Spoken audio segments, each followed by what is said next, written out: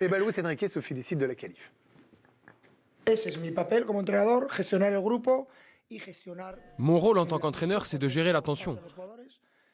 Quand les émotions retombent, on peut voir que dans un groupe aussi difficile que le nôtre, la qualification est un vrai succès.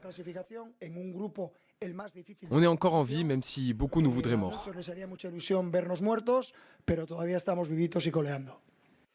Alors, qu'est-ce que vous retenez? La qualif, voilà, le PSG est en 8e et franchement, tout au long de la série de cette phase de poule, on avait un doute. Ou est-ce que vous retenez la manière qui était quand même un peu poussive, même si hier le match était génial? Regardons vos réponses. Ça donne quoi? La qualif, mais 3 points de suspension pour Alicia. Paris n'a rien maîtrisé du tout. Oui, Johan, donc la manière. Donc.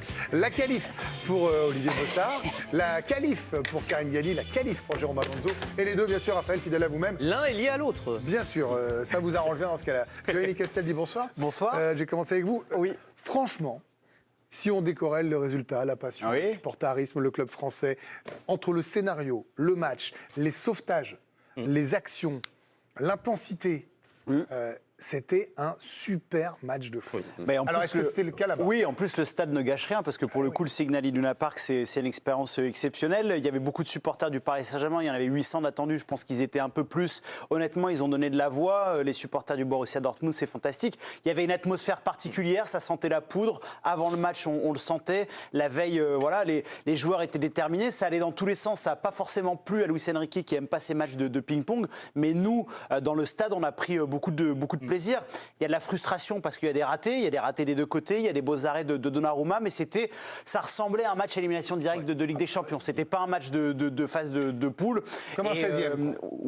Exactement. Non, mais on a pris beaucoup de plaisir hier au stade. Ouais. Jérôme Alonso, quand on est gardien dans ces matchs-là, est-ce qu'on prend du plaisir ou pas quand les ballons arrivent? Parce que en vrai, il y a quoi? À la mi-temps, il y a 0-0.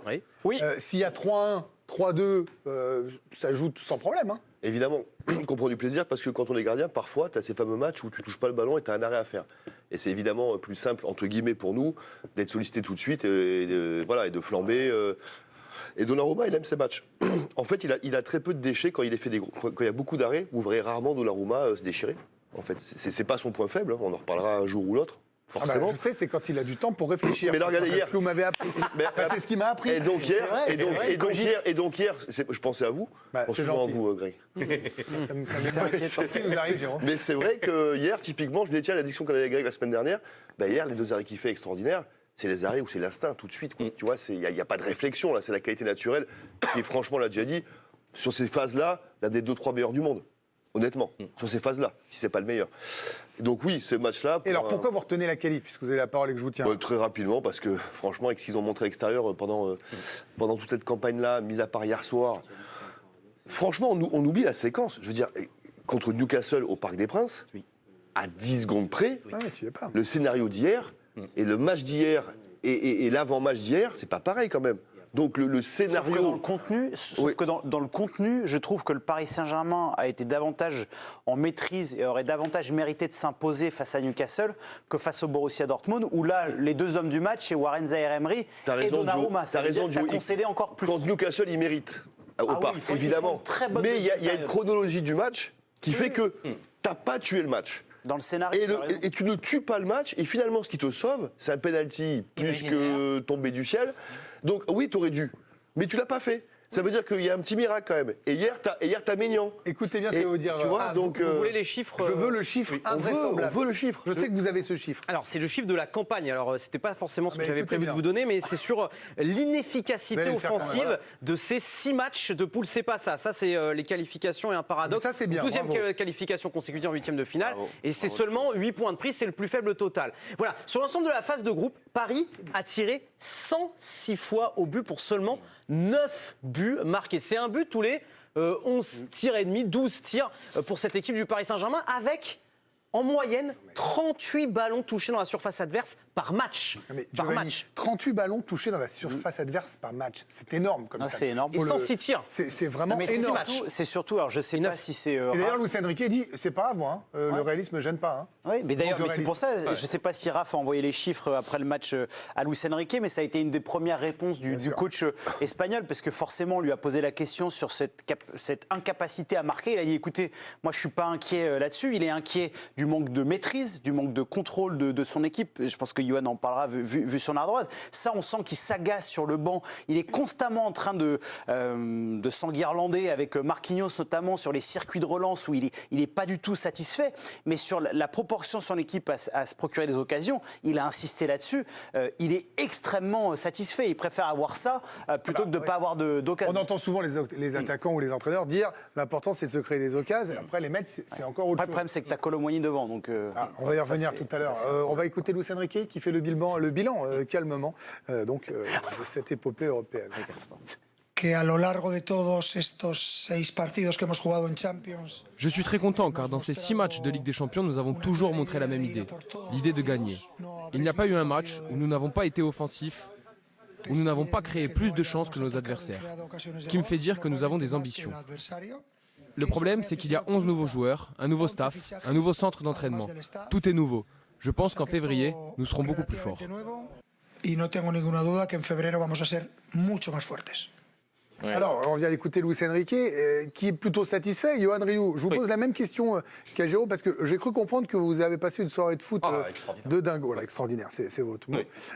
On va commencer par ça, puis après, vous avez développé votre ardoise. Hier, vous avez pris votre pied footballistiquement. Ah bah déjà, Greg, vous le savez, j'ai beaucoup de mal avec le football d'aujourd'hui. Et puis tu as un soir magique qui, heureusement, nous sauve. Et on en reprend pour 10 ans. Et c'est pour ça qu'on aime le football, évidemment.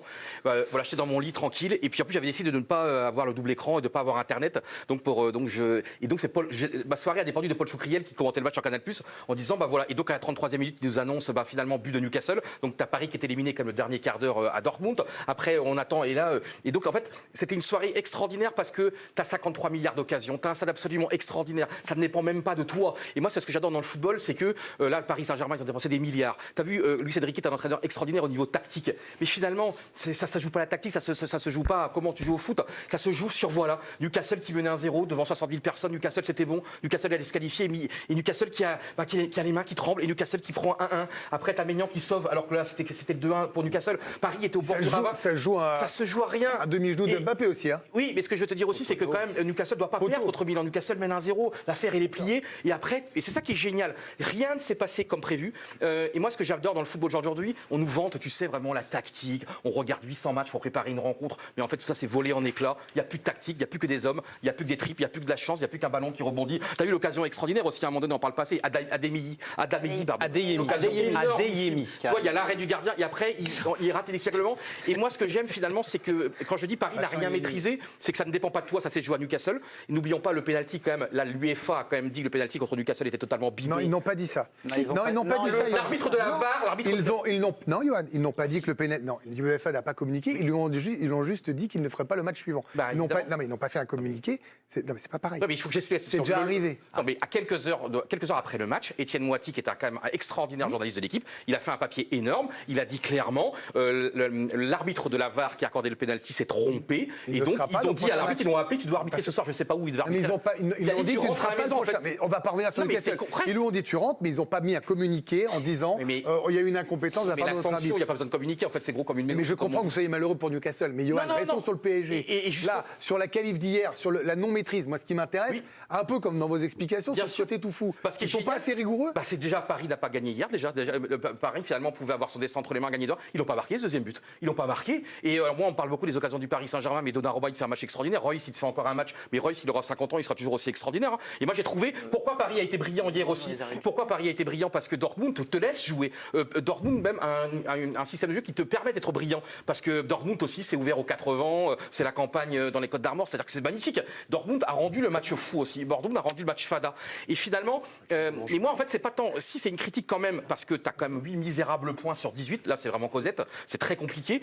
Mais je me dis que paradoxalement, ça pourrait être. Je me dis que Paris a fait l'essentiel. Paris était à ça de la honte, était à ça du déshonneur. Et finalement, Paris se qualifie. Et je me dis, ça ne pourra jamais être pire en février. Et que peut-être tu peux trouver un esprit de groupe, tu peux trouver un petit truc en disant on s'est sauvé, on sait même pas comment on s'est sauvé. À quelle heure on mange, Greg? J'ai fait long ou pas? On est dimanche soir. Après, voilà. Juste, non, mais là, je fais beaucoup plus court, t'inquiète pas, Alicia, que Johan. Juste sur le côté, la poule, on a entendu, c'était la com du Paris Saint-Germain sur la phase de poule, la poule de la mort. Pour avoir fait tous les matchs au stade, je trouve que la poule de la mort, c'était les noms, mais le niveau était très moyen. Exactement. Et ça, c'est Ça, c'est vrai. inquiétant. C'est ça. Les 8 points du PSG, parce que le Milan, c'est pas le Milan. Exactement. Dortmund, c'est pas le Borussia Dortmund, c'est une équipe que tu dois punir. Et Dio, et Newcastle, hormis à St. James Park, c'est une équipe qui est très irrégulière. Et ce, Ça, c'est groupe, et ce inquiétant. groupe accouche du coup du plus faible premier, Oui, mais je trouve. moi, permettez-moi de Le vous plus répondre faible quand même que vous premier avez vient de ce le groupe-là, vice-champion je d'Allemagne trouve. qui perd le titre à la dernière seconde, un club demi-finaliste de Ligue des Champions. mais c'est plus- Et Dortmund, ils ont Dans ce perdu cas-là, des joueurs, Séville, non. qui est vainqueur de la Ligue Europa en titre, est exceptionnel. Ben non, ils sont nuls. Non, et Il faut voir l'équipe actuelle. Ah oui. Moi, je suis complètement d'accord avec Giovanni. C'était un faux bon groupe, en fait. Dortmund, C'était c'est plus homogène. du tout le Dortmund de Jürgen Klopp ou même le Avec plein de Dortmund blessés en plus. de Erling Haaland. Franchement, c'était très compliqué. Là, on le voit depuis quelques semaines en Bundesliga, ça n'avance plus. Le Milan AC de la saison dernière, il n'existe plus non plus. En championnat, c'est compliqué. Ils ont énormément de blessés. Et Newcastle, c'est plus, disons, vaillant que qualitatif. C'était ce qui est embêtant pour la Première Ligue, alors, dans ce cas-là, excusez-moi. ce qui est embêtant pour Ils la sont première. top 4 en Première Ligue.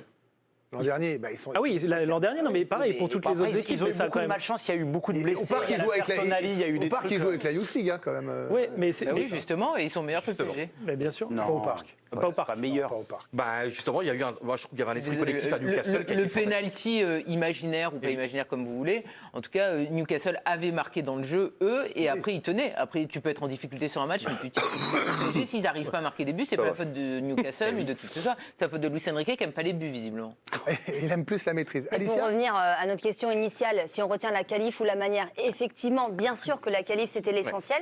Mais quand on lit la presse aujourd'hui, quand on lit les journaux, eh bien, on met le doigt sur la manière et on reste sur notre fin par la toute petite porte, titre l'équipe qui met encore une fois le doigt sur une attaque parisienne en difficulté. Un trio Colomboigny, Bappé, Barcola au bilan mitigé. On est déçus après ce match-là avec ces garçons. Et ce sont exactement les mêmes termes repris par le Parisien. Paris par la petite porte, où le journal parle d'un moindre mal pour les Parisiens. Même registre avec Sud-Ouest. Paris passe par un trou de souris. C'est effectivement la sensation qu'on a aujourd'hui. Et pour la Provence, un titre peu flatteur.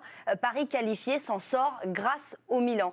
Comme si ils n'avaient pas eu le destin entre leurs mains finalement. Et puis on va conclure avec les mots de Nasser Al-Khelaifi, le président du Paris Saint-Germain qui s'est arrêté au micro de Canal+, et qui admet que l'équipe a réalisé le minimum syndical. On méritait de gagner ce match. On a fait un grand match. On n'a pas marqué malgré de nombreuses tentatives. On a fait le minimum job. On est content quand même d'être qualifié, car ce n'était pas un groupe facile. On est très content de Luis Enrique qui fait un très bon travail sur notre style de jeu. On veut continuer. Il est très motivé. Nous aussi, on a signé avec lui pour un jeu offensif. Là, on voit qu'on est complètement dans la Vous faites com. souffler Giovanni. Non, c'est pas ça. Non, mais là, non, mais regarde, si il va pas dire... Pardon, hein, mais là, comme on est là-dessus, je vous entends faire... Il le fait bien. Il va pas dire l'inverse. Ah non, mais Il- sa com, elle est en août, parfaite. il dit si on se fait sortir, Greg, c'est pas grave. Greg, Là, il est dans la mais lignée le de ce qu'il avait style, fait. moi, tu vois. les joueurs peuvent progresser. Moi, je trouve que Barcola a montré des choses très intéressantes. Mais en fait, il y a quelque chose. Plus je vois ce Paris Saint-Germain, plus je me dis qu'ils n'ont pas pris le bon coach. C'est une équipe de transition. C'est pas une autre équipe. chose. Et oui, mais c'est pour ça que ça m'inquiète. Quand on m'explique que le président dit l'équipe progresse, je trouve qu'il y a de moins en moins de maîtrise. Mais vous n'aimez pas le Non, mais déséquilibre c'est pas ça. un peu le Mais moi, déséquilibre. j'adore Luis ça. Le problème, Enrique c'est qui que aime pas. t'as très peu de joueurs Enrique compatibles dans cette Mais oui, équipe-là. le seul C'est ça, le qui problème. était vraiment Enrique compatible, ils l'ont envoyé au Qatar, c'est Verratti. Moi, Ils peuvent le faire revenir, c'est chaud. Non, mais moi, le seul truc que je pointe et ce qui me fait être inquiet pour février, bien sûr que cette équipe peut progresser, bien sûr qu'elle peut être meilleure, mais si tu joues comme le Real de 2014, Carlo Ancelotti, que tu es en transition, mais tu as une équipe fantastique pour jouer comme ça. Karine Galli, à vous le mot de la fin. Vous retenez la qualif parce qu'ils y sont, en fait. Vous retenez le fait que... ils auraient pu ne pas y être. Oui. Et puis parce que c'est quand même très souvent arrivé qu'une phase de poule soit compliquée et que l'équipe progresse et soit meilleure en février et en C'est mars. vrai. Et c'est ce qu'on demande aux grandes équipes. C'est vrai. Le PSG très souvent était très bon en phase de groupe et pitoyable lors des matchs Non, mais elle a raison. à élimination Historiquement, c'est directe. plutôt l'inverse. Voilà, donc là, on peut espérer qu'il y aura une équipe qui va grandir, qui va progresser, parce que ce qu'on a vu dans cette phase de groupe, on est tous d'accord, c'est quand même très moyen. On l'a dit, Lens et le PSG ont le même nombre de points. Il y en a un qui va en Ligue Europa et un qui passe La en stat, Ligue c'est des quoi, Champions. Raph, à 8 points? À 8 points, c'est 46% de chance de terminer sur deux. deuxième. Donc le reste. Et c'est très peu, on a vu des joueurs majeurs, on en parlera comme Kylian Mbappé, qui n'ont pas été à la hauteur de cette phase de groupe. Mais le principal, c'était quand même de se qualifier et c'est porteur d'espoir parce qu'ils peuvent que s'améliorer. En tout cas, on espère qu'avec Luis Enrique, ça sera le cas. Bon, voilà pour ce bilan. On a un sondage, Alicia, ou Oui, pas on du a un tout sondage On a un absolument sondage. parce qu'on a demandé votre avis à l'image du plateau. Évidemment, vous retenez la qualif à 81%, même si, encore une fois, la manière interroge, la manière inquiète à l'heure actuelle.